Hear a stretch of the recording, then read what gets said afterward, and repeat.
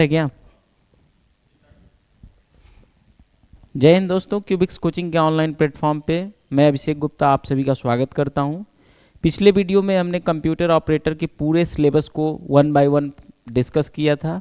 इस वीडियो में हम 2013 का प्रीवियस ईयर पेपर लेके आए हैं, जिसमें हम लोग कंप्यूटर के पुराने क्वेश्चन के पैटर्न को समझेंगे कि प्रीवियस ईयर में किस टाइप का क्वेश्चन पूछा था। ये वीडियो दो पार्ट में होगी, जिसमें हम लोग 80 क्वेश्चन के बारे में डीपली डिस्कस करेंगे और दो पार्ट में डिस्कस करेंगे। इसके अलावा 2016 में पूछे गए कंप्यूटर ऑपरेटर, 2018 में पूछे गए कंप्यूटर ऑपरेटर के भी पेपर को देखेंगे। और जल्दी हमारे चैनल पे हर एक टॉपिक से रिलेटेड वीडियो आने वाले हैं सिर्फ कंप्यूटर ऑपरेटर के लिए। तो जितने लोग हमारे चैनल पे नए जुड़े हैं, मैं उनसे कहना चाहूँगा कि हमारे चैनल को सब्सक्राइब करें और नोटिफिकेशन बेल को ज़रूर से ऑन करें, ताकि हमारी अपकमिंग वीडियो की नोटिफिकेशन उनकी फ़ोन तक मिले।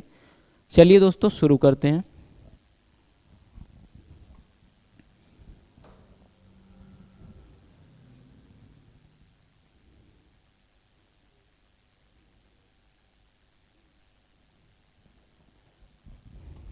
पहला क्वेश्चन आपके कंप्यूटर स्क्रीन पे है। Who design super computer in 1960 as control data corporation CDC? पहला ऑप्शन है एलन ट्यूरिंग, दूसरा है चार्ल्स बेबेज, तीसरा है टिम बर्नर्स-ली और चौथा है सेमुर क्रे। नीचे वही हिंदी में दिया गया है। किसने कंट्रोल डेटा कॉरपोरेशन CDC में 1960 के दशक में सुपर कंप्यूटर बनाया? ऑप्शन वही है जो हमने अभी इंग्लिश में डिस्कस किया था। तो ऑप्शन इसमें दिया है एलन ट्यूरिंग, जो कि इससे बिल्कुल रिलेट नहीं करता, और चार्ल्स बेबेज, जैसा कि आप लोग पहले से जानते हैं। चार्ल्स बेबेज क्या है? कंप्यूटर के जनक माने जाते हैं, यानी कंप्यूटर के फादर माने जाते हैं। टिम बर्नर्स-ली हैं जिन्होंने WWW का खोज किया था, सर्च इंजन की भी किया था। और चौथा ऑप्शन है यहाँ पे सेमुर क्रे। ठीक है, सेमुर क्रे यहाँ पे ऑप्शन सही है। इन्होंने अपना पहला सुपर कंप्यूटर भी बनाया था, यानी मॉडर्न कंप्यूटर की जब हम बात करेंगे तो मॉडर्न कंप्यूटर सेमुर क्रे ने बनाया था, और पहला कंप्यूटर इन्होंने अपने ही नाम पे रखा था, जिसका नाम रखा था क्रे 1। ठीक है, आशा करता हूं आपको ये क्वेश्चन समझ में आया होगा। अगले क्वेश्चन पे चलते हैं। अगला क्वेश्चन है दोस्तों, what differentiate second and third generation of computer? Computer की दूसरी और तीसरी पीढ़ी को क्या अलग करता है? ऑप्शन है माइक्रो प्रोसेसर, दूसरा है वैक्यूम ट्यूब, तीसरा है नैनो प्रौद्योगिकी और चौथा है कृत्रिम बुद्धिमत्ता यानी आर्टिफिशियल इंटेलिजेंस AI। ठीक है, इन चारों ऑप्शन को समझते हैं दोस्तों। पहले माइक्रो प्रोसेसर है, वैक्यूम ट्यूब है, nano technology and artificial intelligence. इसके लिए हमको समझना पड़ेगा जनरेशन ऑफ कंप्यूटर, यानी किस जनरेशन में किस टेक्नोलॉजी का यूज हुआ था। तो पहला जो हमारा है, पहले जनरेशन में हमारा जो यूज हुआ था वो था वैक्यूम ट्यूब, और दूसरे में यूज हुआ था ट्रांजिस्टर, तीसरे में यूज हुआ था IC यानी इंटीग्रेटेड सर्किट। पहले में क्या यूज हुआ था? वैक्यूम ट्यूब यूज हुआ था, दूसरे में क्या यूज हुआ था? ट्रांजिस्टर, और तीसरे में यूज हुआ था IC। पहले में मैं नोट कर दे रहा हूं यहाँ पे, वैक्यूम ट्यूब यूज हुआ था,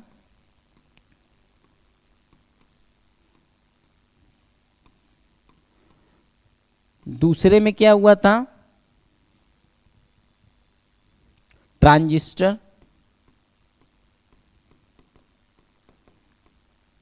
तीसरा में हुआ था IC, जिसका फुल फॉर्म भी कभी पूछ देता है इंटीग्रेटेड सर्किट। इसके अलावा यहाँ से एक और क्वेश्चन बन सकता है, किस धातु से बना होता है? तो सिलिकॉन से बना होता है। और चौथा हमारा जो है इसमें ऑप्शन में दिया हुआ है माइक्रो प्रोसेसर, और पांचवा और छठा ऑप्शन दिया है यानी नैनो टेक्नोलॉजी और आर्टिफिशियल इंटेलिजेंस, जो कि पांचवे वाले में दिया गया है, पांचवे जनरेशन में यूज होता है। तो भी यहाँ पे अगर हम ऑप्शन में देखें तो थर्ड, यहाँ पे ऑप्शन दे रहा है दूसरी और तीसरी पीढ़ी को क्या अलग करता है, और यहाँ पे हम देख रहे हैं कि इसमें IC है, बट इस ऑप्शन में IC नहीं है। तो यहाँ पे बेसिकली क्या होगा, माइक्रो प्रोसेसर में जो यूज किया गया था, माइक्रो प्रोसेसर जब आया था उसमें IC चिप का यूज किया गया था, जिसको हम लोग माइक्रो चिप्स भी बोलते हैं। तो यहाँ पे IC ना होने की वजह से आपका जो ऑप्शन सही होगा ये माइक्रो प्रोसेसर होगा। ठीक है, अगले क्वेश्चन पे चलते हैं। अगला क्वेश्चन है compact disc is which type of memory. ठीक है, पहला दिया है प्राइमरी मेमोरी, दूसरा दिया है रैम, तीसरा दिया है रोम और चौथा दिया है आपका सेकेंडरी मेमोरी। ठीक है, यहाँ पे पूछ रहा है कि प्राइमरी मेमोरी यानी इस सीडी कौन सी मेमोरी है, प्राइमरी मेमोरी है कि सेकेंडरी मेमोरी है कि रैम है कि रोम है। ठीक है, तो यानी इंटरनल पार्ट को सबसे पहले समझते हैं। प्राइमरी मेमोरी हमारे जो इंटरनल पार्ट्स में होते हैं, तो ये प्राइमरी मेमोरी भी नहीं होगा। रैम यानी रैंडम एक्सेस मेमोरी, ये भी ऑप्शन गलत है। रोम रीड ओनली मेमोरी, ये भी ऑप्शन गलत है। यहाँ पे ये हमारा होगा सेकेंडरी डिवाइस यानी सेकेंडरी मेमोरी। इसके अलावा सीडी के अलावा डीवीडी, ब्लू रे डिस्क, जितने भी आपके सर्किल शेप में इस टाइप के आते हैं वो कौन से डिवाइस होते हैं, आपके सेकेंडरी डिवाइस होते हैं। ठीक है, हार्ड डिस्क वगैरह, पेन ड्राइव वगैरह भी आपका क्या होगा, सेकेंडरी डिवाइस होगा। आगे बढ़ते हैं, चौथा ऑप्शन दिया है, चौथा क्वेश्चन है बस इन कंप्यूटर इज। कंप्यूटर में बस क्या है या कंप्यूटर में बस है। पहला दिया है नेटवर्किंग डिवाइस, दूसरा दिया है बंच ऑफ वायर्स, तीसरा दिया है अनदर नेम ऑफ मदरबोर्ड और चौथा दिया है इंटरनल मेमोरी। ठीक है, इसको समझते हैं। तो बस क्या है, नेटवर्किंग डिवाइस नहीं है पहले ही, क्योंकि नेटवर्किंग डिवाइस आपने सुना होगा स्विच होता है, राउटर होता है, हब होता है, ब्रिज होता है, ये सब नेटवर्किंग डिवाइस होते हैं। बंच ऑफ वायर्स ये ऑप्शन आपका सही होगा। इन दोनों को भी देखते हैं। अनदर नेम ऑफ मदरबोर्ड, नहीं मदरबोर्ड का दूसरा नाम नहीं होगा, उसको हम लोग सर्किट बोर्ड बोल सकते हैं। और इंटरनल मेमोरी, तो ये दोनों ऑप्शन भी गलत होगा। सो बी ऑप्शन इज करेक्ट। यहाँ पे बंच ऑफ वायर्स इसका क्या होगा, सही ऑप्शन होगा। यानी कि बस क्या है, तारों का गुच्छा को हम क्या बोलते हैं, कंप्यूटर में बस बोलते हैं। अगले क्वेश्चन पे चलते हैं। अगला क्वेश्चन दिया है which is not a software in following list. ठीक है, पहला दिया है ओपन ऑफिस, दूसरा दिया है माइक्रोसॉफ्ट, तीसरा दिया है डीओएस डिस्क ऑपरेटिंग सिस्टम और चौथा दिया है एंटीवायरस। ठीक है, तो इसमें हमने पहले ही देख लिया ओपन ऑफिस क्या है, एप्लीकेशन सॉफ्टवेयर है। यहाँ पे ये भी नहीं होगा। यहाँ पे क्या कह रहा है, which is not a software, कौन सा है जो सॉफ्टवेयर नहीं है, ओपन ऑफिस भी नहीं है। डीओएस यानी कि डिस्क ऑपरेटिंग सिस्टम किसके द्वारा बनाया गया था, एमएस डॉस फुल फॉर्म, इसका क्या होगा, माइक्रोसॉफ्ट डिस्क ऑपरेटिंग सिस्टम। यहाँ पे एक और ऑप्शन दिया है एंटीवायरस, भी आप लोग जानते हैं कि एक प्रकार का क्या होता है, एप्लीकेशन सॉफ्टवेयर होता है, तो ये भी गलत होगा। और यहाँ पे क्या दिया है, माइक्रोसॉफ्ट। माइक्रोसॉफ्ट क्या है, सॉफ्टवेयर नहीं है बल्कि ये कंपनी है जो कि क्या बनाता है, विंडोज बनाता है, ऑपरेटिंग सिस्टम बनाता है। ठीक है, चलिए आगे बढ़ते हैं। Which is not a peripheral device, option दिया है visual display unit, main memory chip, तीसरा दिया है मॉडेम और चौथा दिया है पेन ड्राइव। हिंदी में दिया है कौन एक परिधीय डिवाइस नहीं है, आभासी प्रदर्श इकाई, दूसरा दिया है मुख्य मेमोरी चिप, तीसरा दिया है मॉडेम और चौथा दिया है पेन ड्राइव। ठीक है, इस ऑप्शन को समझते हैं। तो पेरिफेरल डिवाइस क्या होते हैं, हमारे कंप्यूटर के आसपास जितने भी डिवाइस होती हैं जिनको हम लोग यूएसबी वगैरह से कनेक्ट करते हैं, that is called peripheral device. तो यहाँ पे क्या है, पेन ड्राइव को भी हम लोग कनेक्ट कर सकते हैं। ठीक है, इसको मॉडेम क्या है, मॉडेम को भी हम लोग कनेक्ट कर सकते हैं। ठीक है, विजुअल डिस्प्ले यूनिट को भी हम डिस्प्ले को भी कनेक्ट कर सकते हैं। जबकि मेन मेमोरी चिप हमारा क्या होता है, इंटरनल पार्ट में आता है, अंदर लगा होता है। तो इसका ऑप्शन क्या होगा, बी वाला ऑप्शन करेक्ट होगा। ठीक है, आगे बढ़ते हैं। यहां पे दिया है दोस्तों complexity of an algorithm represent in. ठीक है, पहला दिया है परफॉर्मेंस, टफनेस, ऑब्सक्यूरिटी और चौथा दिया है करेक्टनेस। ठीक है, नीचे दिया है एक एल्गोरिथम की कॉम्प्लेक्सिटी प्रतिनिधित्व करता है, पहला निष्पादन, दूसरा कठोरता, सी आपका हो जाएगा अस्पष्टता और चौथा दिया है अशुद्धता। ठीक है, ये क्वेश्चन आपके फ्लो चार्ट का है जिसमें हम लोग ये दिया है कि कॉम्प्लेक्सिटी एल्गोरिथम में क्या रिप्रेजेंट करता है। ठीक है, यानी कॉम्प्लेक्सिटी में हम क्या करते हैं, तो इसमें हमारा क्या हो जाएगा, टफनेस को हम नहीं मेजर करते हैं, ऑब्सक्यूरिटी को भी नहीं करते हैं और करेक्टनेस को भी नहीं करते हैं, हम लोग परफॉर्मेंस को देखते हैं कॉम्प्लेक्सिटी में। ये फ्लोट चार्ट का क्वेश्चन है, जिसमें हम लोग स्पीड, परफॉर्मेंस और एक्यूरेसी को मेजर करते हैं। तो यहाँ पे परफॉर्मेंस आपका सही ऑप्शन होगा। ठीक है, आगे बढ़ते हैं। अगला आपका आ रहा है computation logic can be represented visually by using option number 1 visual basic, option number 2 FoxPro, option number 3 flow chart और ऑप्शन नंबर 4 VI एडिटर। कह रहा है कंप्यूटेशन लॉजिक को किसके उपयोग से विजुअली दिखाया जा सकता है? विजुअल बेसिक, फॉक्स प्रो, प्रवाह चित्र और चौथा दिया है VI संपादक। ठीक है, इसमें हम लोग समझते हैं कंप्यूटेशन लॉजिक क्या है। कंप्यूटेशन, जब भी हमारा कंप्यूटर क्या करता है, कोई कंप्यूटेशन यानी कोई लॉजिक करता है, कुछ कैलकुलेशन करता है, उसको कौन रिप्रेजेंट करता है? तो सबसे पहले हम कंप्यूटर में कोई भी प्रोग्राम बनाते हैं, कोई भी कैलकुलेशन के लिए कुछ भी कार्य करते हैं, उसका भी हम जो भी चीज़ें करते हैं, स्टेप्स बनाते हैं, वो हम किस में बनाते हैं? फ्लो चार्ट में बनाते हैं। तो फ्लो चार्ट हमारा क्या करता है? कंप्यूटेशन को शो करता है। ठीक है, तो ये हमारा तीनों ऑप्शन क्या हो जाएगा? गलत होगा। इसमें फ्लो चार्ट सही होगा, यानी कंप्यूटेशन, हम कोई भी प्रोग्राम बनाने से पहले हम पहले ही उसका स्टेप तैयार करते हैं कि किस स्टेप पे हमारा प्रोग्राम कैसे कैसे रन करेगा, कैसे हम लोग इनपुट देंगे और कहाँ कैसे हम लोग आउटपुट तक पहुंचेंगे, यानी उसके पूरे स्टेप को शो करने के लिए हम लोग फ्लो चार्ट का यूज लेते हैं। ठीक है, आगे बढ़ते हैं। अगला ऑप्शन है 4.77 megahertz and 10 megahertz are example of IO speed, data transfer speed, computer clock speed specification और चौथा दिया है डेटा स्टोरेज स्पीड।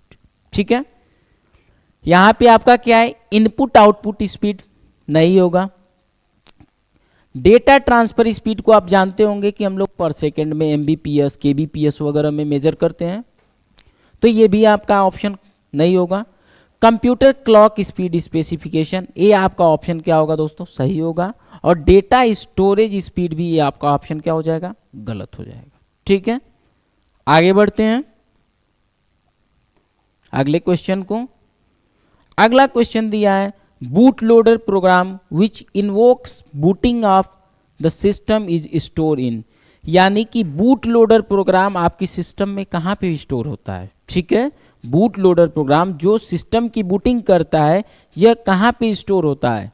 तो यहाँ पे दिया है hard disk, zero track, any device, तीसरा ऑप्शन दिया है रैम और चौथा आपको दिया है रोम। ठीक है, इसमें ऑप्शन एक क्या कर रहा है कि यानी बूट लोडर प्रोग्राम। ठीक है, जब आपका कंप्यूटर ऑन होता है तो सबसे पहले आपने नोटिस किया होगा कि आपके उस कंपनी का नाम लिखता है, जैसे एसर लिखेगा, HP लिखेगा, डेल लिखेगा।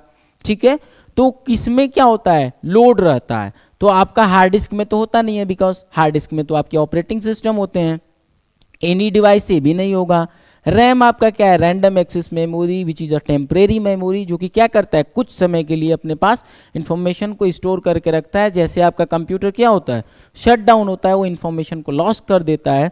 और चौथा ऑप्शन दिया है रोम, ये ऑप्शन आपका सही होगा, जिसको हम लोग क्या बोलते हैं? रीड ओनली मेमोरी, जिसमें क्या होता है? इंफॉर्मेशन को हम लोग रीड कर सकते हैं। क्या होता है? परमानेंट मेमोरी इसको बोलते हैं, जबकि इसको हम लोग टेम्परेरी मेमोरी बोलते हैं। इसी में हमारा क्या होता है? बूट लोडर प्रोग्राम स्टोर होता है। आगे बढ़ते हैं दोस्तों। ऑप्शन क्वेश्चन है आपके सामने, data inconsistency can be prevented by preventing. Option दिया है रिडंडेंसी, मेटा डेटा, तीसरा दिया है डेडलॉक्स और चौथा दिया है मल्टी प्रोग्रामिंग। ठीक है, यहां पे क्वेश्चन क्या कर रहा है? डेटा विसंगति किसके द्वारा रोका जा सकता है? अतिरेकता, मेटा डेटा, गतिरोध और बहुक्रमादेशन। ठीक है, इसमें क्या कह रहा है? डेटा के इनकंसिस्टेंसी को किसके द्वारा रोका जाता है? तो ये क्या होता है? इसमें ऑप्शन आपका होगा, इसको हम लोग डेटा रिडंडेंसी से, ठीक है, इसको क्या करते हैं? डेटा रिडंडेंसी से हम क्या कर सकते हैं? इसको रोक सकते हैं। तो ये आपका क्या हो जाएगा? ये ऑप्शन तीनों आपका गलत है। इसको मल्टी प्रोग्रामिंग वगैरह से हम लोग नहीं रोकेंगे। ठीक है, आगे बढ़ते हैं।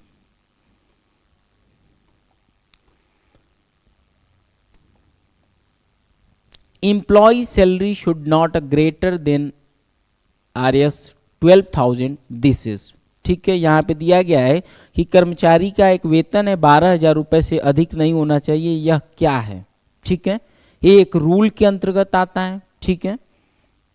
पहला दिया है इंटीग्रिटी कांस्टेंट, दूसरा दिया है रेफरेंशियल कांस्टेंट, तीसरा दिया है ओवर डिफाइंड कांस्टेंट और चौथा दिया है फेजिबल कांस्टेंट, ठीक है।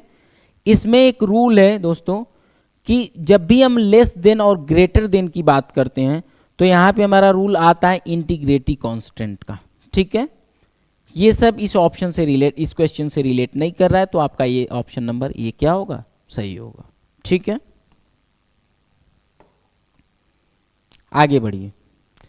अगला क्वेश्चन है आपकी स्क्रीन पे, database design include the function like. Database क्या होता है? डेटाबेस आपका काफ़ी इंपॉर्टेंट चैप्टर है, यानी आपका डेटाबेस एक बहुत ही इंपॉर्टेंट टॉपिक है जो हर बार आप 2018-2016 का जब भी आप प्रीवियस ईयर पेपर देखेंगे तो आप देखेंगे कि मैक्सिमम क्वेश्चन आपके डीबीएमएस से उठाया हुआ है, डेटाबेस मैनेजमेंट सिस्टम। तो अभी से आप लोग ओरेकल, एमएस एक्सेस वगैरह को पढ़ना शुरू कर दीजिए। डीबीएमएस से ज़्यादातर क्वेश्चन अब तक 3-4 क्वेश्चन जो प्रीवियस स्लाइड में भी हमने देखा है वो डीबीएमएस का ही क्वेश्चन था, ठीक है। तो दिया है database design include the function like. Database design के फंक्शन में निम्न में क्या शामिल है, ठीक है। यानी डेटाबेस में हम लोग क्या क्या चीज़ें कर सकते हैं। आइडेंटिफिकेशन ऑफ डिफरेंट टेबल का, यानी ये भी कर सकते हैं, ठीक है। Creation of field with their attributes, ठीक है। सी दिया है creating validation rules and database inter relationships और चौथा दिया है ऑल ऑफ द एबव। तो यहाँ पे हम तीनों चीजें क्या कर सकते हैं, डीबीएमएस में कर सकते हैं, ठीक है, डेटाबेस मैनेजमेंट सिस्टम में। तो आपका ऑप्शन नंबर डी क्या हो जाएगा, सही हो जाएगा, ऑल ऑफ द एबव। आगे चलते हैं नेक्स्ट क्वेश्चन की तरफ। यहां पे दिया है the number of attributes in relation is called as it's.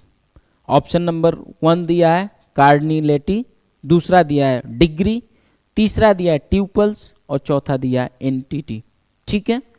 इसमें आपका कह रहा है रिलेशन में एट्रीब्यूट्स की संख्या को क्या कहा जाता है, प्रमुखता, डिग्री, ट्यूपल्स, इकाई। ये भी आपके डीबीएमएस का ही क्वेश्चन है, डेटाबेस का। तो एट्रीब्यूट्स की जब हम बात करते हैं तो टेबल की बात करते हैं, और जब टेबल की बात आती है तो उसमें क्या आता है, रो और कॉलम।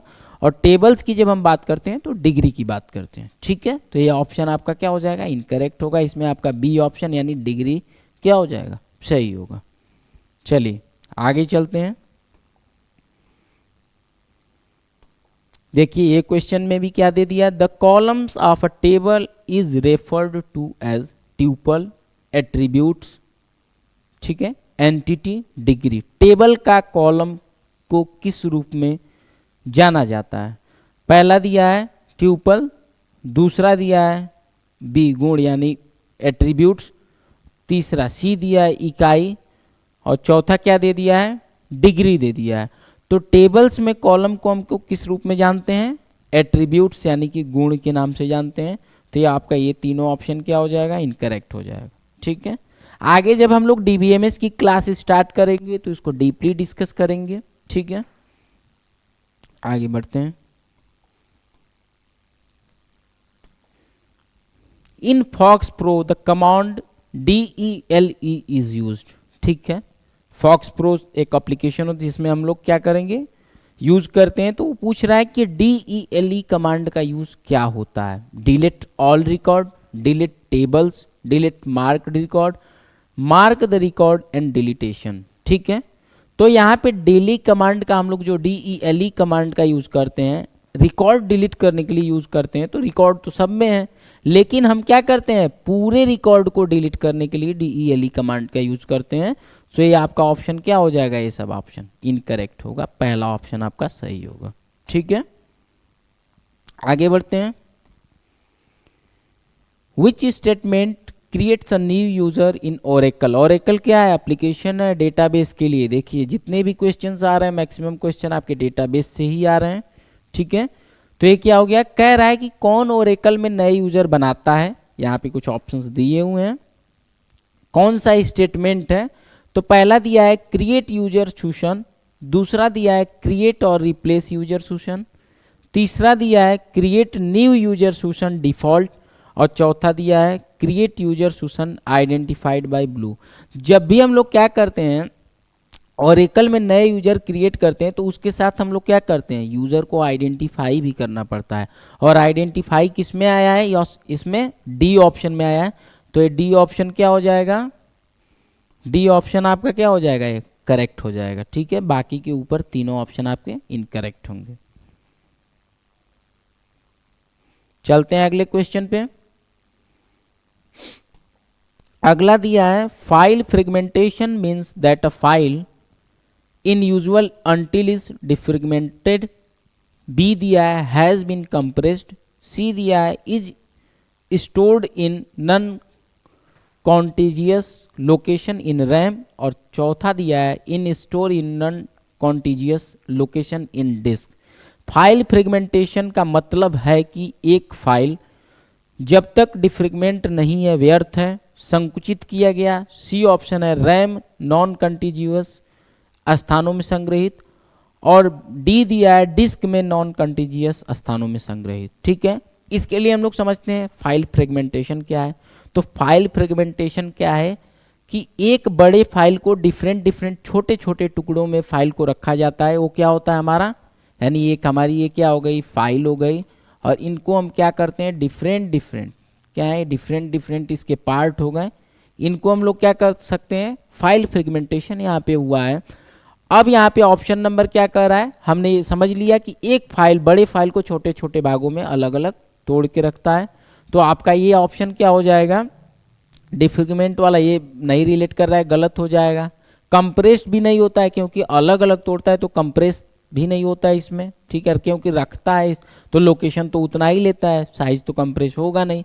और सी ऑप्शन इसलिए नहीं रिलेट कर रहा है क्योंकि हमारी फाइल क्या होती है, रैम में तो स्टोर ही नहीं होती है। फाइल हमारा किस में होता है, हार्ड डिस्क में होता है।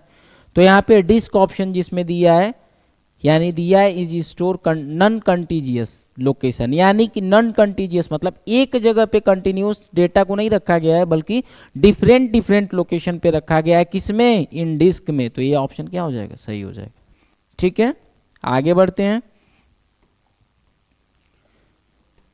अगला क्वेश्चन दिया है, information about structure of database is store. Database की संरचना के बारे में जानकारी संग्रहित है। कहाँ पे डेटाबेस का क्या होता है, स्ट्रक्चर स्टोर होता है। पहला दिया है डेटा फाइल, डेटा फाइल में नहीं होता है।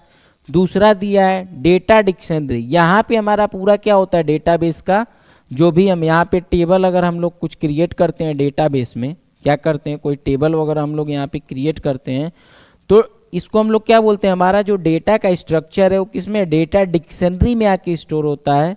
डेटा कंपोनेंट्स में भी नहीं होता है, मॉडल में भी नहीं होता है। ठीक है, अगले क्वेश्चन पे चलते हैं।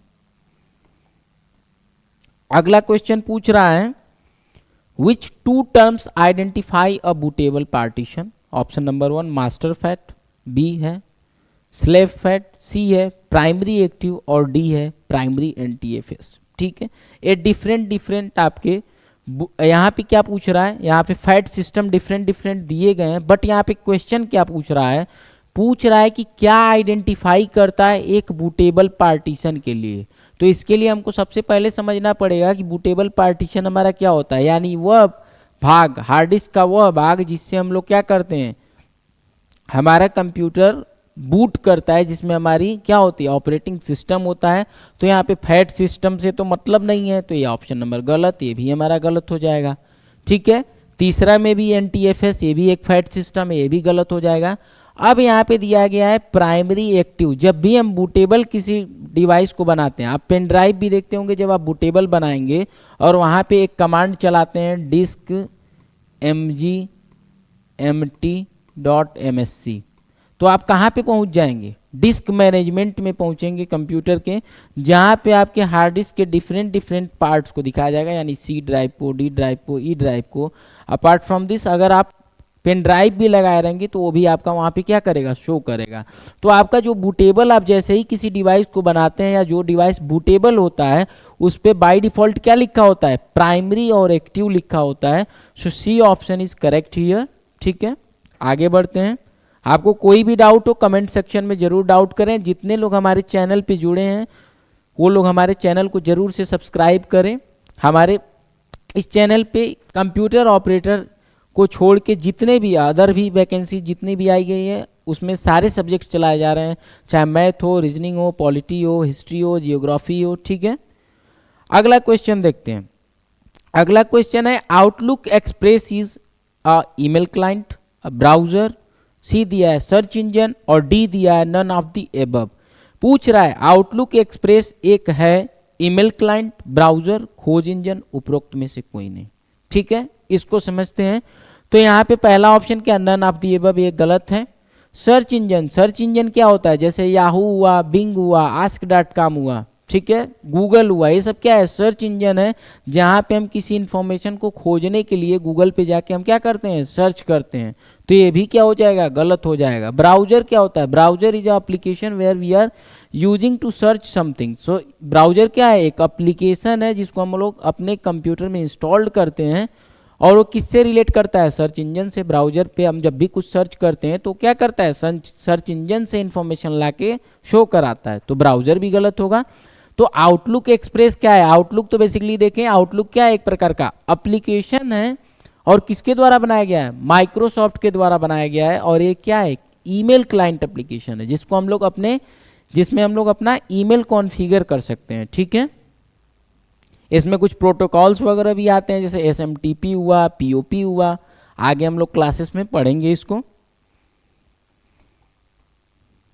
अगला आपका ऑप्शन आता है, क्वेश्चन आता है, sorry, which of the following can not be removed by antivirus package. Antivirus package के द्वारा किसको रिमूव नहीं किया जा सकता। पहला दिया है स्पैम ईमेल, दूसरा दिया है EXE फाइल्स, तीसरा दिया है वर्ड फाइल्स और चौथा दिया है PDF फाइल्स। ठीक है, निम्नलिखित में से कौन सा एंटीवायरस पैकेज द्वारा निकाला नहीं जा सकता। ठीक है, तो यहाँ पे आपका क्या होता है, स्पैम ईमेल क्या होता है, स्पैम ईमेल को इजीली एंटीवायरस फिल्टर कर सकता है। ठीक है, EXE फाइल भी आप जानते होंगे, प्रोग्राम का फाइल होता है, एग्जीक्यूशन फाइल होता है।